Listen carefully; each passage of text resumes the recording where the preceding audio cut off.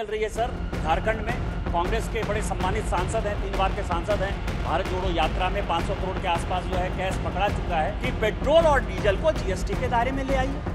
फिर आपको यह कहने का मौका मिलेगा कि भारत सरकार के कारण जो है पूरी दुनिया में पेट्रोल डीजल के दाम घट रहे हैं। कांग्रेस के समय सोचा कि हमको फर्टिलाइजर में कैसे सस्टेन करना है। मुझे लगता है कि कांग्रेस के जो वक्ता हैं, एक तो पार्लियामेंट के जो रूल और रेगुलेशन है उसको कभी पढ़ते ही नहीं। मैं लगातार 10 साल से उनके वक्ताओं को सुन रहा हूं। सप्लीमेंट्री डिमांड्स ऑफ ग्रांट्स जब आता है सभापति महोदय, तो उसमें रूल साफ कहता है कि जिस विषय के लिए सप्लीमेंट्री डिमांड्स ऑफ ग्रांट्स आया है, वक्ता केवल वही और वही बोल सकते हैं। किसी भी पॉलिसी डिसीजन के ऊपर कोई भी चर्चा नहीं हो सकती। मैंने जानबूझकर गौरव जी को ये नहीं रोका कि कांग्रेस की जो स्थिति इन 3 राज्यों में हार के बाद है, तो अगली बार कितने सांसद आएंगे नहीं आएंगे, तो कांग्रेस के जितने लोग बोलते हैं मुझे खुशी होती है, लेकिन मैं आपको बताऊं कि नियम कानून से इसका कोई मतलब नहीं। दूसरा, जहां से उन्होंने शुरू बंद किया वहीं से मैं शुरू करना चाहता हूं। एक कहावत है हमारे यहां सर कि अपने दिल से जानिए पराये दिल का हाल। 47 में भारत स्वतंत्र हुआ और 47 से लेके 1990 तक 53 साल तक, 91 तक, मतलब 54 साल तक सभापति महोदय, इस देश में लाइसेंस परमिट और कोटा राज रहा। लाइसेंस परमिट, यदि किसी को बनाना है कार, तो बिरला जी की एम्बेसडर के अलावा कांग्रेस ने किसी को भी लाइसेंस नहीं दिया, क्योंकि बिरला जी उनके संसद सदस्य होते थे, कांग्रेस के पदाधिकारी होते थे, कांग्रेस के लोग होते थे, वही बनाते थे।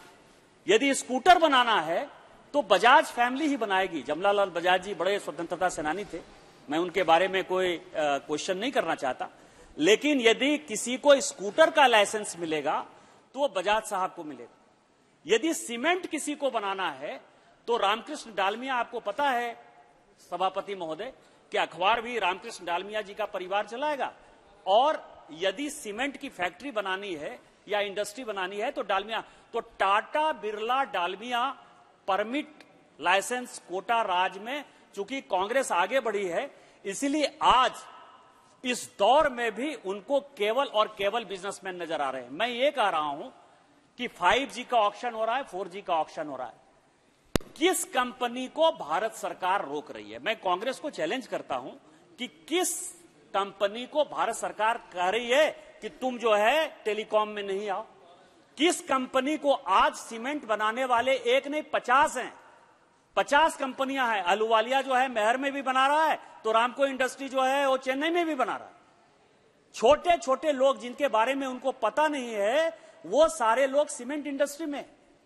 यदि आज ईवी का चल रहा है तो आपको पता है कि हम जिस तरह से इंसेंटिव दे रहे हैं कि इलेक्ट्रिक व्हीकल, यदि आपको कार बनाना है कार बनाइए, आपको स्कूटर बनाना है स्कूटर बनाइए, और एलन मस्क तक को हमने कहा कि हम आपको सुविधा देंगे बशर्ते कि आप हमारे यहां मैन्युफैक्चर करिए और हमारे यहां लोगों को रोजगार दीजिए। क्या यह सब उनको दिखाई नहीं दे रहा? इसीलिए मैंने कहा कि यदि आपने आंख पर पट्टी बांध ली है तो हम क्या कर सकते हैं। आज इस देश की इकोनॉमी, पूरी दुनिया यह कहती है कि कोरोना के बाद पूरी दुनिया की इकोनॉमी तबाह है। सभी लोग, आप ये समझें कि अमेरिका जैसा देश, ब्रिटेन जैसा देश, यूरोप जैसा देश, जर्मनी जैसा देश, फ्रांस जैसा देश, जहां की जो क्रेडिट था, जो आप लोन देते हैं, लोन जो 1%, 2%, 3% पर मिल जाता था, आज वो लोन 10% पे मिल रहा है।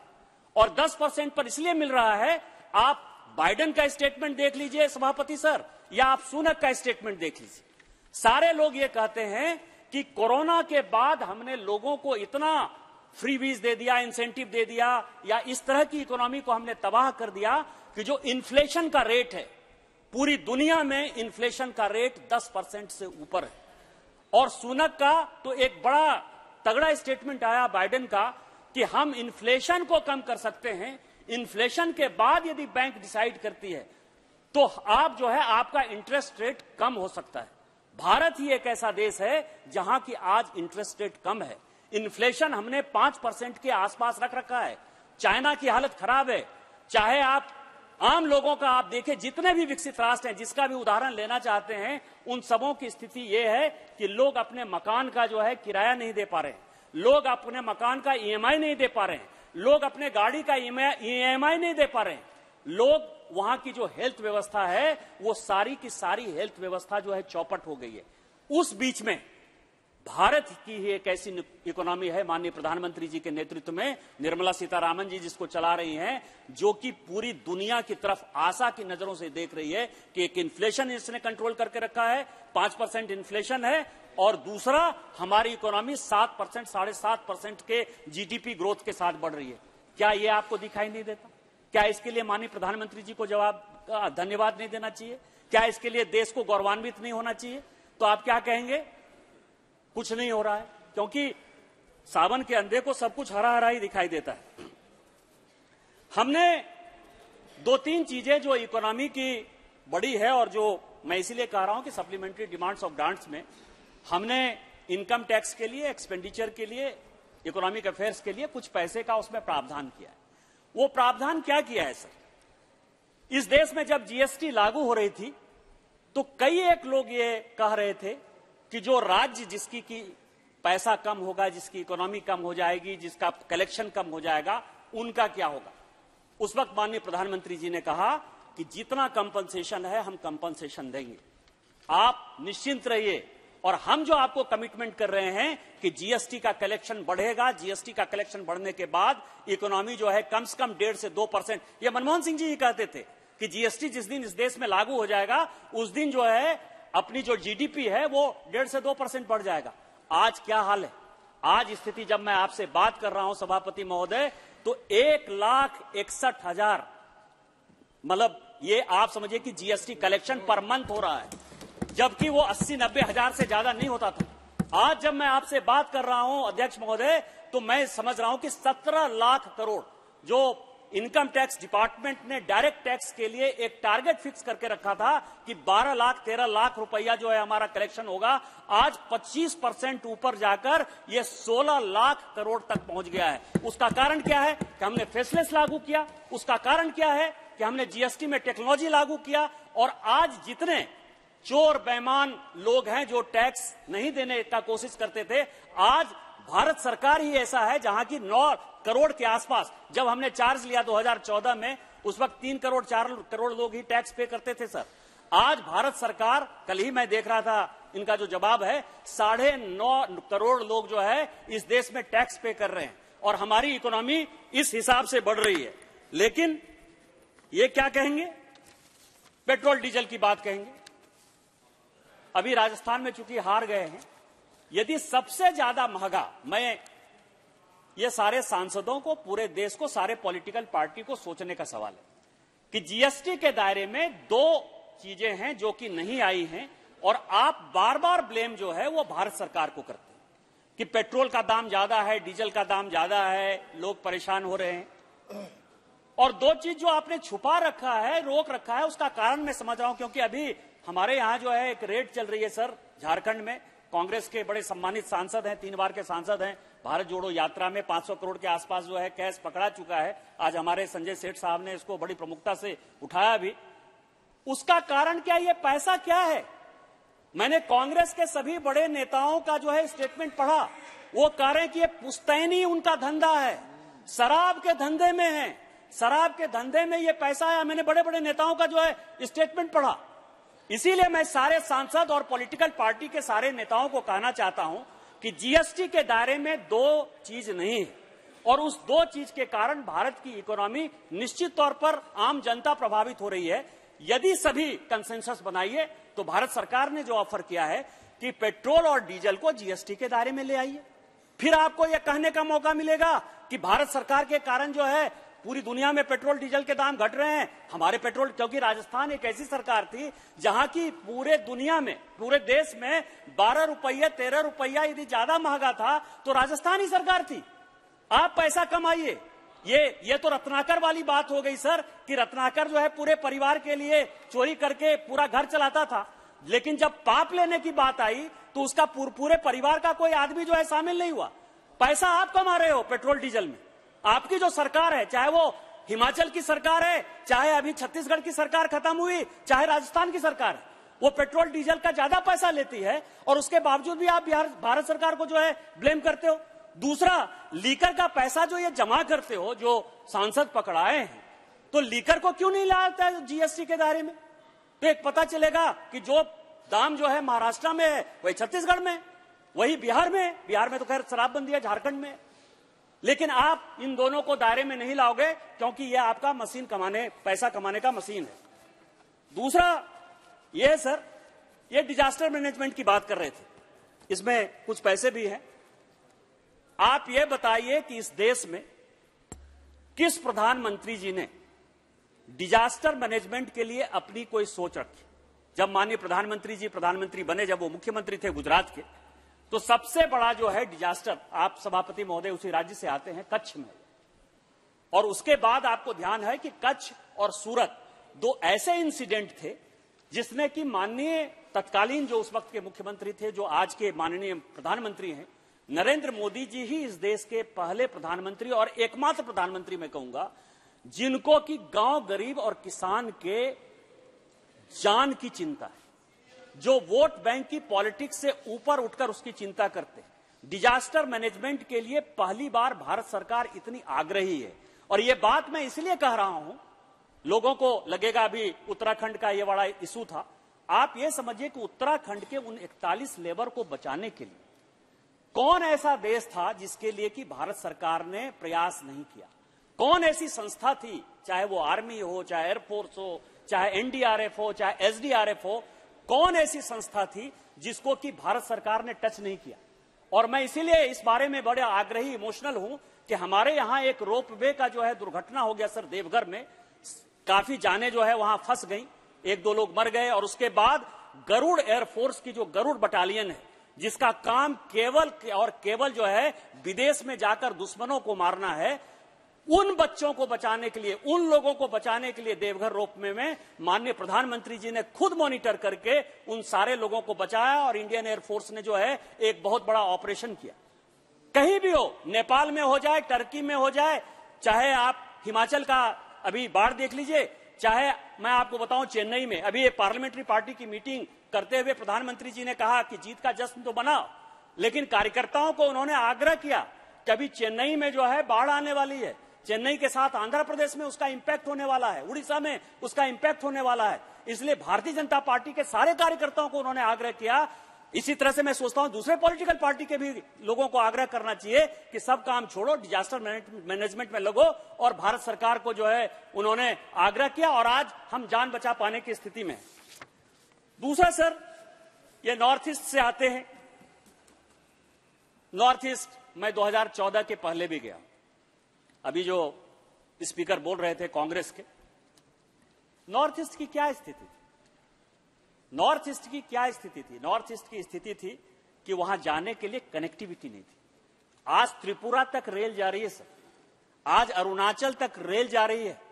यदि असम से यदि आपको अरुणाचल कनेक्ट करना था तो एक पुल के कारण वो रुका हुआ था, वहां इंडस्ट्री जा रही है। मैं सिक्किम गया था सर, सिक्किम में जितनी फार्मास्यूटिकल इंडस्ट्री है, शायद भारत के पुणे को छोड़ दीजिए तो शायद किसी और जगह पर जो है उतनी फार्मास्यूटिकल इंडस्ट्री, या हो सकता है कि हिमाचल के बद्दी में हो। आपको नहीं लगता कि नॉर्थ ईस्ट के लोग अब यहां आना नहीं चाहते? नॉर्थ ईस्ट में सेंट्रल यूनिवर्सिटी का सवाल हो, नॉर्थ ईस्ट में डेवलपमेंट का सवाल हो, चाहे बॉर्डर के ऊपर जो है पूरा अंतिम गांव तक रोड बनाने का सवाल हो, और पहले गांव वही मैं कह रहा हूं कि 2014 के पहले आप बता दीजिए कि क्या सिचुएशन थी।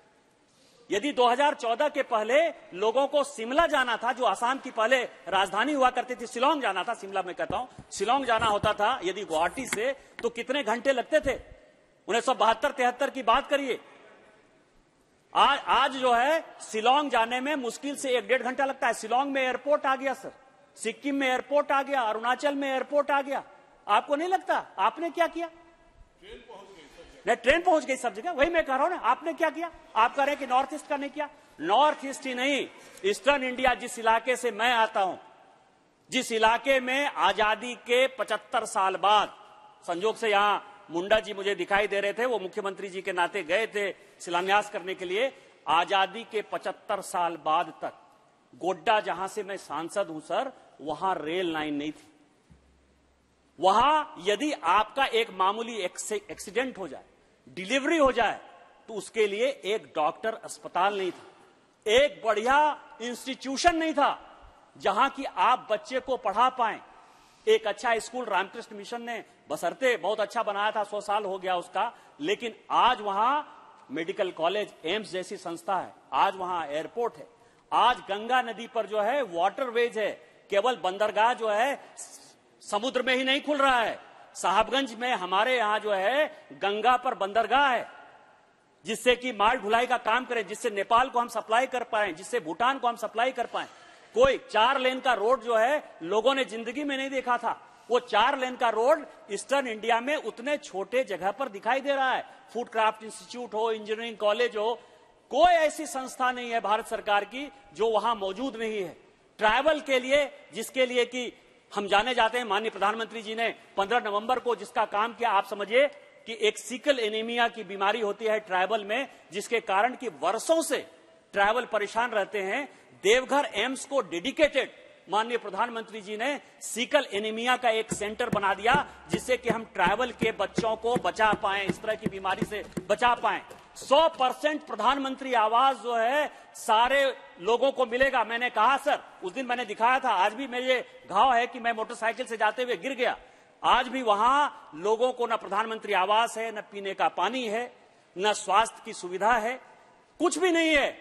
प्रधानमंत्री जी ने जो ये 15 नवंबर को ये प्रोजेक्ट प्रधानमंत्री जनमन चालू किया है सर, इसमें उन्होंने कहा है कि 100%, 100% कोई भी ट्राइबल होगा जिसको कि हम मकान बनाने के लिए 2,30,000 रुपया देंगे। कोई ऐसा गांव नहीं है जहां की प्रधानमंत्री का जो है रोड नहीं जाएगा, कोई ऐसा घर नहीं है जहां प्रधानमंत्री जल नल योजना से पानी नहीं जाएगी। ये प्रधान किसने सोचा? ट्राइबल का तो आप वोट लेते रहे और आप कह रहे हो कि हम काम नहीं कर रहे। तीसरा सवाल है सर, इस सप्लीमेंट्री डिमांड्स ऑफ ग्रांट्स में फर्टिलाइजर है, फर्टिलाइजर सब्सिडी के बारे में एक बड़ा सवाल है कि ये सबों को पता है कि जो रॉ मटेरियल चाहिए फर्टिलाइजर बनाने के लिए, चाहे वो यूरिया बनाने के लिए, डीएपी बनाने के लिए, नाइट्रेट बनाने के लिए, फॉस्फेट बनाने के लिए, कोई भी रॉ मटेरियल भारत में नहीं। ये आज का तो सवाल नहीं है सर, भारत कृषि प्रधान देश है। मैंने वाईबी चौहान बहुत बड़े नेता थे, उनका मैंने काफी बजट सुना है सर, वित्त मंत्री के नाते।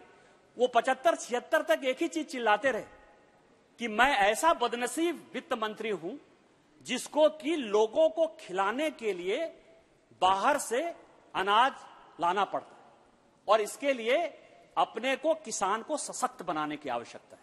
आज किसान सशक्त है, हमको बाहर से अनाज नहीं लाना पड़ता है। लेकिन जब रॉ मटेरियल नहीं था, उसमें जब फर्टिलाइजर के लिए था, क्या भारत सरकार ने कभी कांग्रेस के समय सोचा कि हमको फर्टिलाइजर में कैसे सस्टेन करना है? यदि पूरी दुनिया में माइंस के ऑक्शन हो रहे थे, जॉर्डन में हो रहे थे, मोनाको में हो रहे थे, मोरक्को में हो रहे थे, 5-7 ही ऐसे देश हैं जहां की फर्टिलाइजर के रॉ मटेरियल मिलते हैं, क्या आपने कभी उसके साथ टाइप करने का कोशिश किया? आज भारत पहला ऐसा देश है, भारत पहला ऐसा देश है जिसने कि फर्टिलाइजर पर और खासकर इसके ऊपर निर्भरता कम करने के लिए, जिससे कि अपना जमीन जो है खराब नहीं हो, सॉइल खराब नहीं हो, इसके लिए ऑर्गेनिक फार्मिंग की तरफ बढ़ावा देने के लिए नैनो यूरिया और नैनो डीएपी, भारत को ये गर्व है माननीय प्रधानमंत्री जी के नेतृत्व में कि उसने इस टेक्नोलॉजी को आगे बढ़ाया, किसान को आत्मनिर्भर बनाने के लिए एक बड़ा काम किया। आपके यहां गुजरात में कलोल में जो है यूरिया और डीएपी का जो है प्रोडक्शन स्टार्ट होने वाला है सर। हमारे यहां देवघर में भी जो है यूरिया का प्लांट, नैनो यूरिया का प्लांट बन रहा है और डीएपी का बनने वाला है।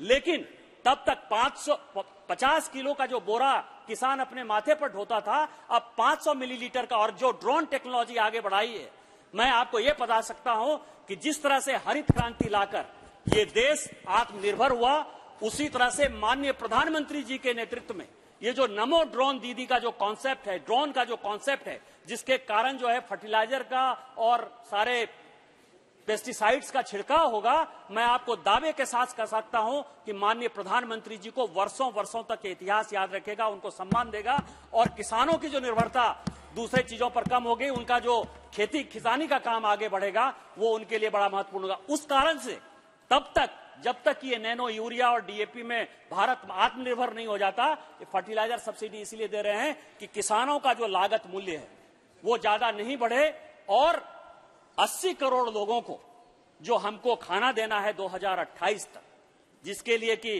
भारत सरकार, और कई एक लोग कहते हैं कि आप क्यों दे रहे हैं यदि इकोनॉमी बढ़ रही है, इसके पीछे क्या रीजन है? इसके पीछे रीजन है सर, इसके पीछे रीजन ये है कि मान लीजिए कि हम छोटे शहर में रहते हैं,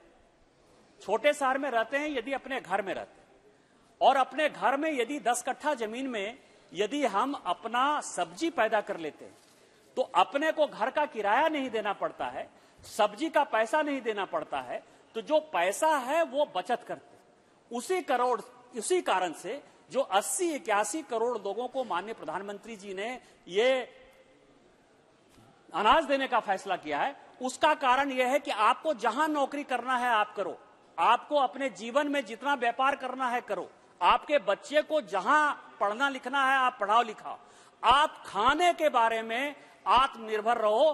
खाना का जो जिम्मेवारी है वो भारत सरकार का है, माननीय मोदी जी का है, ये मोदी गारंटी है। और मोदी गारंटी के कारण आप, इसका कारण ये नहीं है कि भारत कहीं गरीब हो रहा है, उसका कारण नहीं है कि वो लोग गरीब हैं, उसका कारण यह है कि हम आपको उज्ज्वला गैस दे दिया। उसमें कौन सा ऐसा है? अभी तो हमने सैचुरेशन पॉइंट पे कहा कि जिसको उज्ज्वला गैस नहीं है उसको उज्ज्वला गैस दे दो।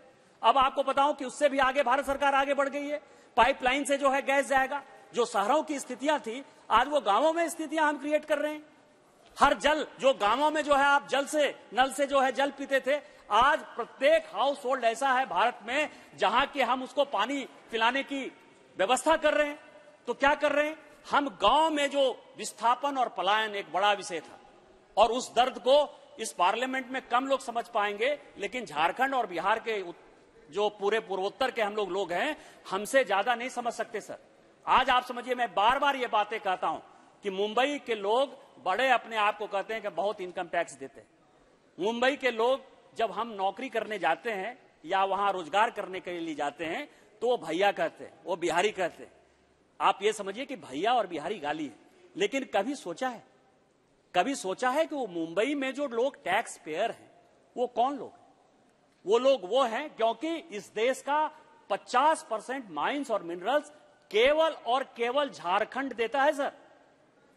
चाहे टाटा की बात कर लीजिए, चाहे बिरला की बात कर लीजिए, किसी बड़े बिजनेसमैन की बात कर लीजिए, वो यदि झारखंड नहीं होता, छत्तीसगढ़ नहीं होता, उड़ीसा नहीं होता, बंगाल नहीं होता, चाहे कोयले का सवाल हो, चाहे माइंस का सवाल हो, चाहे मिनरल का सवाल हो, वो सब हमने दिया सर।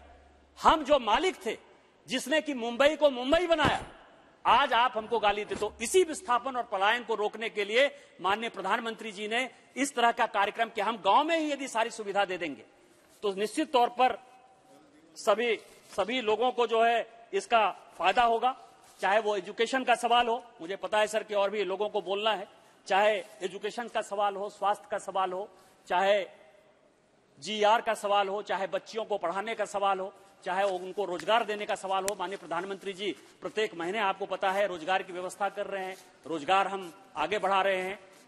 इस सरकार ने पिछले 10 साल में जो किया वो न भूतो और भविष्यति है।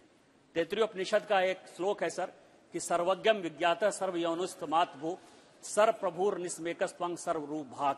इस हाउस में जितने लोग बैठे हुए हैं उनको माननीय प्रधानमंत्री जी, भारतीय जनता पार्टी और निर्मला सीतारामन जी का कंट्रीब्यूशन पता है, लेकिन उसके बावजूद भी वो स्वीकार नहीं करना चाहते हैं।